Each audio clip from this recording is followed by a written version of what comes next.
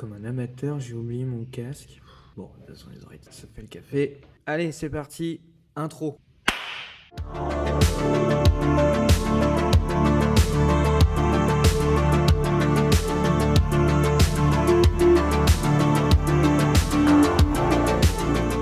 Hey, salut à tous, c'est Remo Gibbs. J'espère que tout le monde va bien et bienvenue dans cette nouvelle vidéo.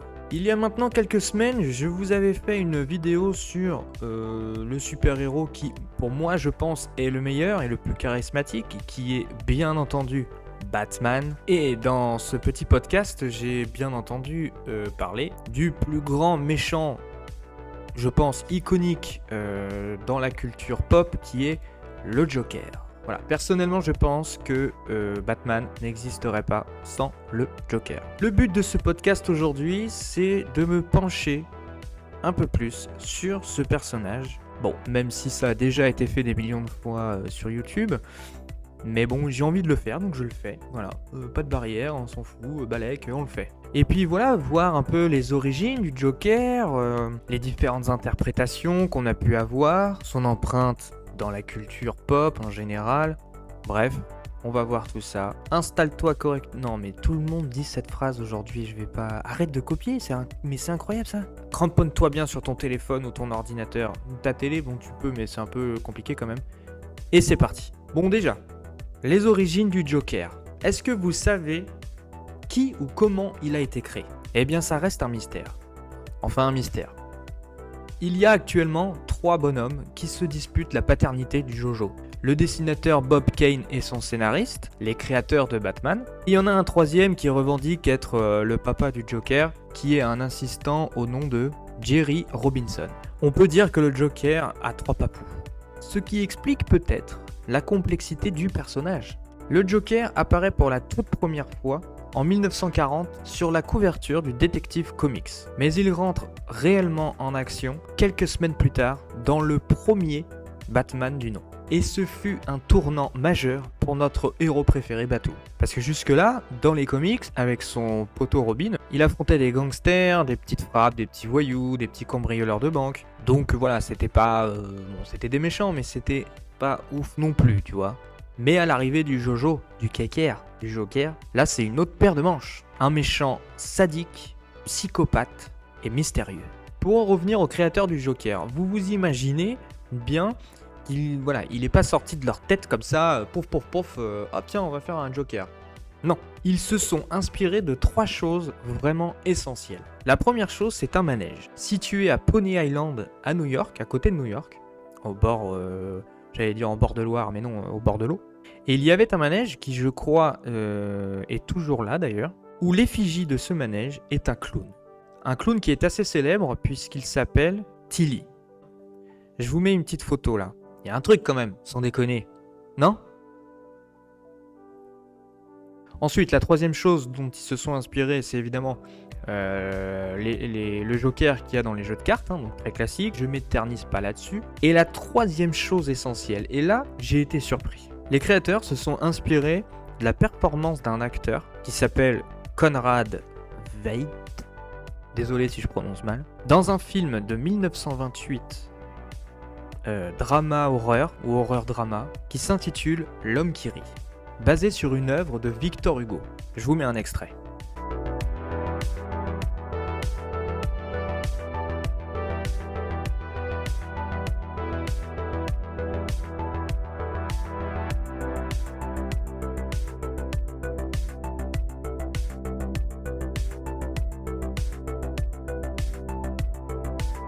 Rapprochement, non ? Ah, je sais pas, moi je trouve que c'est flagrant, quoi. Une fois le Joker créé, ça ne devait pas être un personnage aussi durable, avec une empreinte aussi durable.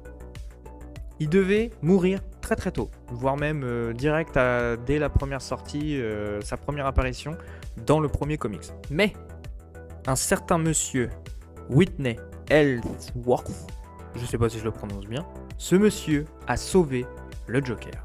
Parce que comme je le disais à l'instant, lors la première apparition du Joker dans le comics détective Batman numéro 1, à la fin, il devait mourir empalé sur son couteau. Mort un peu conne en vrai, sans déconner.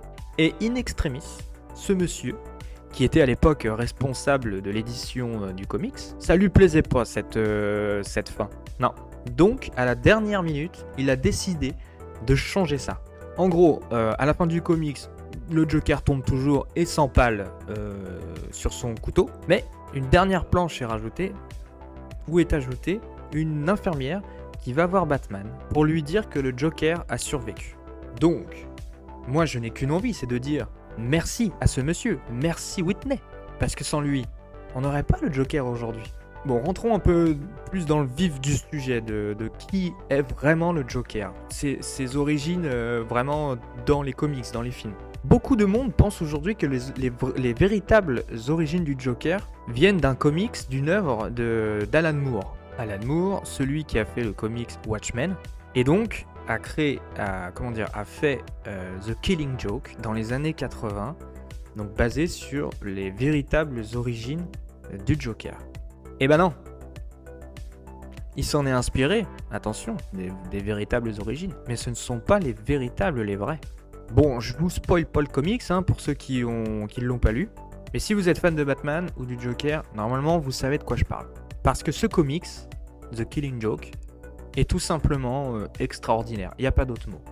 Donc je vous invite à le lire et je vous invite à kiffer.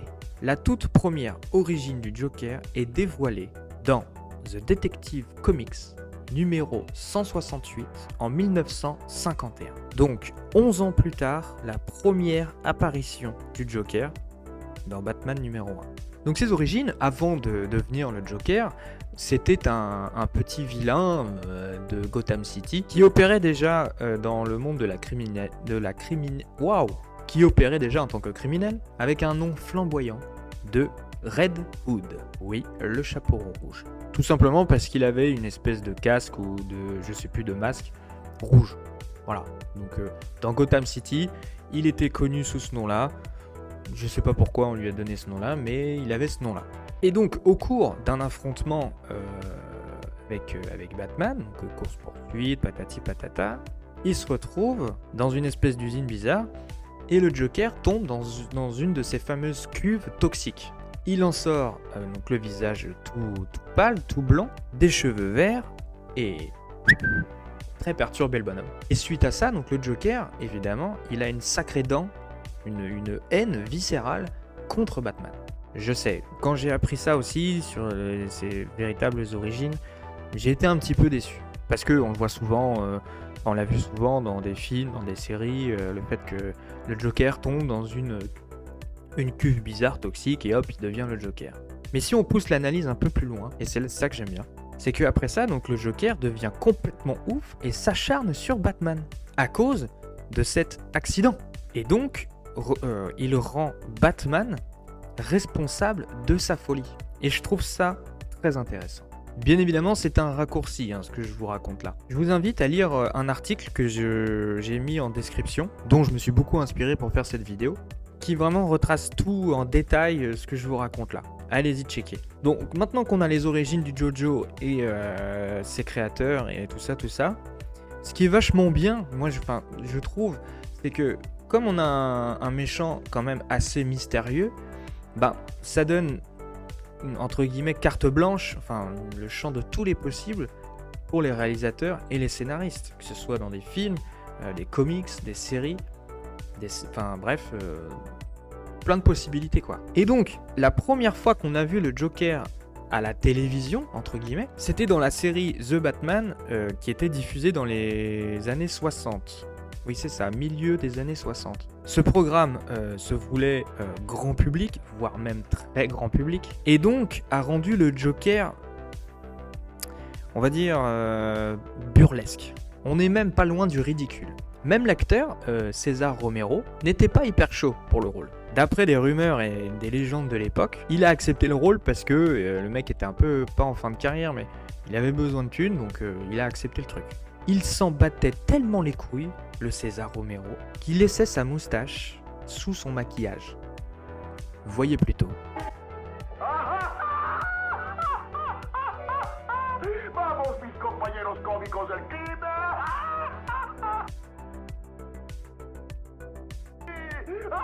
flagrant non, quand on voit comme ça. Ensuite, 60, 70, 80, ouais, 20 ans plus tard, on a eu un réalisateur que tout le monde aime, ou presque, qui est Tim Burton, puisqu'il nous a sorti The Batman et le Batman de Jack Nicholson. Et là, on n'est pas en série, on est au cinéma. On a beau dire, ce Joker est cultissime. On aime ou on n'aime pas, il a marqué les esprits.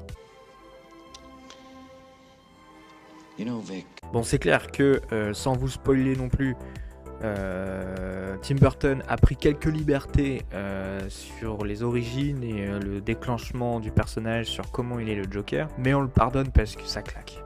Voilà, on est sur un personnage quand même assez timbré, hein, mais on est plus sur un Joker gangster, vraiment gangster des années 80, classique quoi, limite mafieux quoi. Et pourquoi ce Joker est culte? Parce que le personnage colle à la peau à Jack Nicholson, parce qu'il a souvent eu des rôles comme ça, des rôles de gangster. Jack Nicholson a joué dans Shining, donc on n'était pas surpris de le voir jouer un fou furieux.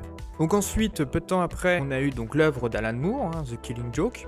Franchement, je vous invite à le faire parce que c'est vraiment un chef-d'œuvre quoi. Il y a donc déjà les dessins, le côté artistique exceptionnel, le scénario exceptionnel. Et toute la psychologie du Joker, de son personnage, de sa mentalité est vachement bien retranscrit. Un régal. Franchement, je vous invite à le faire. Ensuite, donc comme je le dis dans ma vidéo sur Batman, Christopher Nolan nous a sorti une trilogie du nom de Dark Knight. Parfait. Là aussi, rien à dire. Et si vous avez vu ma vidéo, vous le savez, pour moi, le Joker numéro 1, c'est Heath Ledger. Hi. Dans The Dark Knight, deuxième de la trilogie, qu'est-ce qu'on peut dire à part que c'est exceptionnel? Un chef-d'œuvre, le mec a tout pété. En plus, quand ils ont annoncé la sortie du film, l'acteur s'est fait défoncer et par la critique et par le public. Avant même que le film ne commence. Avant le tournage, avant tout, il s'est fait détruire. Pourquoi? Parce que avant de faire The Dark Knight, bon, c'était un acteur connu et assez reconnu parce qu'il avait joué dans peu de temps avant dans Brokeback Mountain avec Jake Gyllenhaal et voilà, c'est alors, on aime ou on n'aime pas, hein, mais le jeu d'acteur dans ce film-là, parce qu'on parle quand même de deux mecs lambda qui décident une fois par an ou je sais plus combien de fois d'aller faire du camping dans les montagnes et de faire de la pêche, et en fait ils se pécho entre eux. Donc on avait là deux homosexuels qui se cachaient mais qui s'aimaient plus que tout, mais à côté de ça ils avaient leur femme, leur gosse, enfin bref, leur vie quoi. Ce rôle là en fait lui a collé à la peau et on le voyait pas, enfin les gens ne le voyaient pas dans ce film quoi, dans The Dark Knight. Et qu'est-ce qu'il nous a fait là? Qu'est-ce qu'il nous a sorti le type? Vous connaissez sûrement cette histoire-là où pendant tout le tournage, il s'est enfermé dans sa chambre d'hôtel à s'imprégner du rôle. Le gars s'est séquestré lui-même. On a retrouvé des pages et des pages et des pages entières de son journal intime, de comment le rôle lui prenait à cœur et ne s'en détachait même plus. Bon, on parle quand même, voilà, il s'est quand même suicidé suite à cela, quoi. Le film n'était pas fini d'ailleurs, hein. Quand le film est sorti, il était déjà mort. Donc, évidemment, époustouflant. Je sais plus s'il a reçu un Oscar post-mortem, le gars. Enfin, je suis désolé, il n'y a pas eu meilleur Joker depuis que lui. Non. Why so serious? Et c'est là où on en vient après à Suicide Squad, donc une bouse monumentale. Quand le film, il y a eu la bande-annonce, tout le monde était ultra hype. On dit ouais super, un film sur les méchants de Batman, du DC Comics, ça va être génial. Et dans la bande-annonce, donc on voyait qui en Joker? Jared Leto. Franchement, dans la bande-annonce, pour ma part, j'ai été très curieux quoi. Je me suis dit bon, à voir. Je pense que ça peut être pas mal. Je vais juste faire mal. Super mal. Et le gars, donc, il a voulu faire pareil que Heath Ledger dans The Dark Knight, Il s'est enfermé dans sa chambre d'hôtel, il participait pas aux réunions, aux répètes avec les autres acteurs. Il restait dans sa chambre d'hôtel pour s'imprégner du rôle et au final pour nous sortir cette bouse, parce que il s'est fait lyncher en public, le gars, hein, quand même. Depuis, on l'a pas vu dans beaucoup de films, hein. On l'a vu dans un film sur Netflix, je sais plus, enfin bref, mais bon, il a même pas marché le film parce que Jared Leto, on s'est dit mais nous, fans de Batman, fans du Joker, je suis désolé, mais quand on a vu ça, c'était quoi ce Joker bling bling, quoi, avec des tatouages partout, des chaînes en or, à se la raconter là. Non, c'était pas ça, c'est pas ça le Joker. Donc flop total. Mais ce que je trouve exceptionnel, enfin ce que je trouve culotté et osé, c'est que le gars a réitéré l'expérience dans la version longue de Justice League. Et donc, à un moment dans le film, le Joker apparaît. Et c'est Jared Leto qui l'interprète. Le mec, quand même, il s'est fait détruire par sa performance dans Suicide Squad, mais il revient. Alors, est-ce qu'il va revenir durablement ? On n'en sait rien. Mais en tout cas, son apparition, je suis désolé, pour ceux qui l'ont vu, je sais pas si vous êtes d'accord avec moi, mais comme si, il a rattrapé le tir, quoi. Voilà, le mec bizarre, un peu, complètement fou, mystérieux, bien noir, bien sombre, avec un discours qui a ni queue ni tête, mais pourtant reste cohérent, enfin bref. Voilà quoi, ce qu'on attendait d'un Joker dans Suicide Squad. You need me. You need me to help you undo this world you created by letting her die. I'll be the bigger man. A truce, Bruce. Ensuite, il y a eu le Joker, donc beaucoup plus récemment, dans la série Gotham. Alors, je suis un faux fan, hein ? Jugez-moi, il n'y a pas de problème. Je n'ai pas regardé la série encore. Je vais m'y mettre. Et on m'a parlé donc du personnage qui joue le Joker, et apparemment, rien à dire. Le gars crève l'écran, son jeu d'acteur, son interprétation incroyable. Donc voilà, je l'ai mis dans l'intro parce que comme ça me fait rappeler un petit mémo qu'il faut que je regarde cette série. Et puis je vous en reparlerai plus tard si j'en ai l'occasion. So what do I call you? I don't know. Call me Jack. No, it's all right. Joseph, John, Jay. I don't know. I feel something new crawling from the primordial ooze that was me. Something beautiful.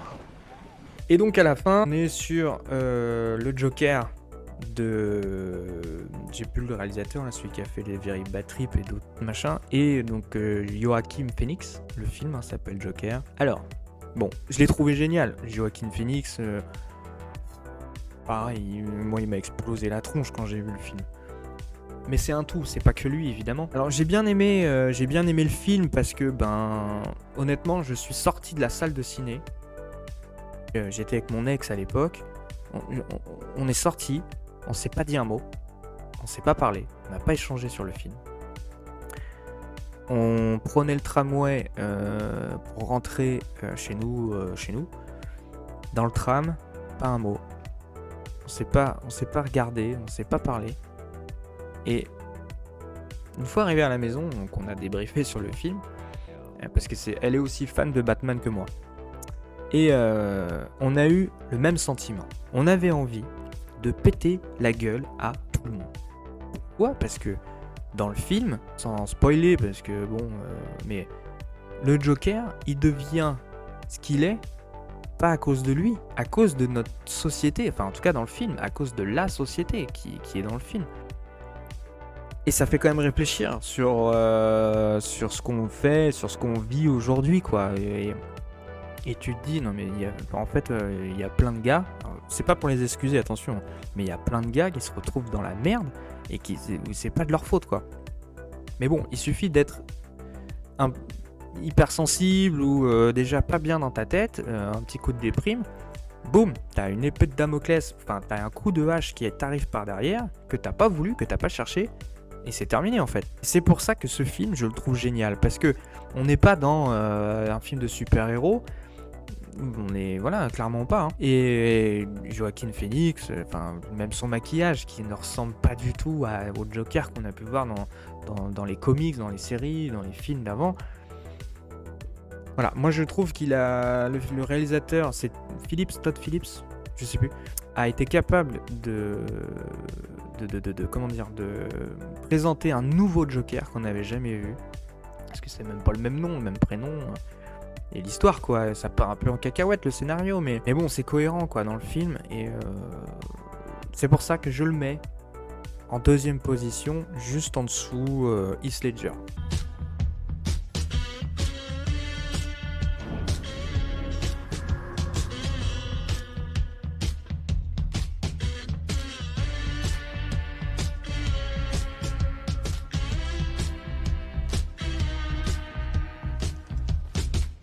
Heath Ledger, toujours dans mon cœur, il y sera toujours. Ne cherchez pas. Bref, pour conclure, le Joker, méchant, vilain, iconique dans notre culture pop, culture geek d'aujourd'hui. On a aussi Dark Vador qui fait partie de ces méchants cultissimes. Bah, je trouve que le Joker, il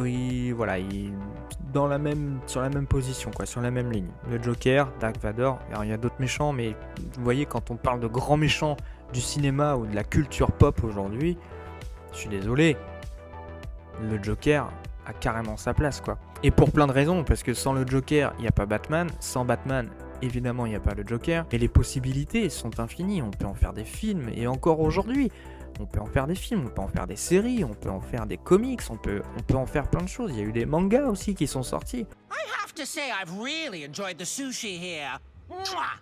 It's even better with some sauce. D'ailleurs, donc parce que j'en parle dans mon autre vidéo sur Batman, le Joker dans les jeux vidéo, les derniers là, Arkham, incroyable. Ils nous ont fait un truc de ouf, une interprétation de malade.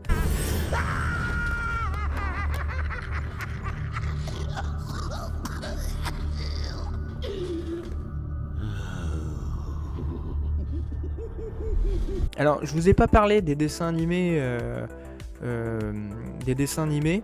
donc dans les années 90, là, parce que pourquoi ? Parce que j'en parle assez dans mon autre vidéo sur Batman, mais pareil, quoi. Je pourrais en faire une vidéo entière parce que déjà d'une, ce dessin animé a bercé mon enfance et on a bercé plus d'une et incroyable, quoi. Il n'y a pas eu d'autres méchants comme ça. Je suis désolé, je pense être objectif. Il n'y a pas eu d'autres méchants aussi méchants, aussi iconiques, aussi cultes dans un autre dessin animé. Je ne pense pas, honnêtement. Ce monticule d'excréments, ce déchet, ce détritus de la vie que je ne voudrais même pas pour lécher et cirer mes bottes. Des fois, je me dis, putain, j'aimerais bien me les regarder quand même quand je suis tout seul à la maison. Parce que ça n'a pas pris une ride. Honnêtement, ça n'a pas pris une ride. Si vous les avez pas regardés, je vous invite à le faire pareil. Mais voilà, je m'éterniserai. J'ai du mal avec ce mot. Hein. Je m'éterniserai pas sur ça, sur le Joker des dessins animés, mais incroyable. Incroyable. Top 3, en fait, si je m'éternise un petit peu. Top 1, Heath Ledger dans The Dark Knight. Top 2, Joaquin Phoenix dans Joker. Et top 3, le Joker, Voix of Mark Hamill dans les dessins animés des années 90. Voilà, c'est tout pour moi. J'espère que j'ai pas été trop chiant à écouter. Ou à regarder et voilà, je reviendrai bientôt dans une autre vidéo, alors peut-être de la musique, peut-être du gaming, peut-être du podcast ou un autre concept. Oui, parce que j'ai des concepts, oui, j'ai des idées, et oui, on verra ça.